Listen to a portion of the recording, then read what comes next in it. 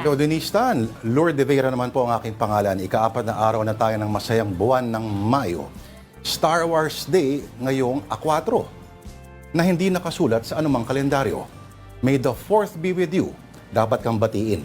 Lalo masaya kung isipin kung ito'y bibigkasin ni Coco Martin. Pero mas mahalaga sa akin na birthday ngayon ng National Artist for Literature natin, si Nick Joaquin. Ito na ang programang may saber na hindi light. Kami po ang Afternoon Delight. Ako naman po si Lord de Vera, 5 de Mayo.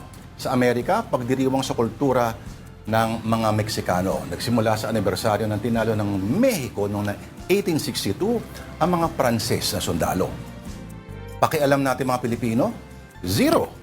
Pero mamaya, may nachos, quesadilla at tacos. Meron ding tequila, corona at iba pang inuming pang tito.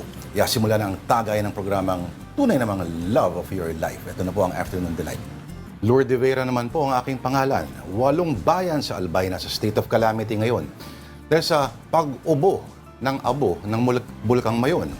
Lampas 7 milyon ang halaga ng pinsala dito. Tanong ngayon, iniisip kaya sila ni ako Bicol Congressman Zaldico.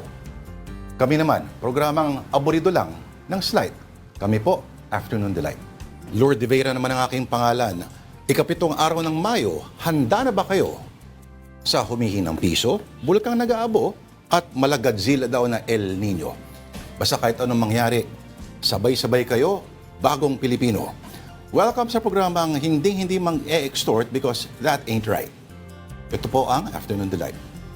Lord de Vera naman po ang pangalan sa balita ngayon, negosyong may 4 na letra, PGMN, na sinubukan umano mangikil ng pera.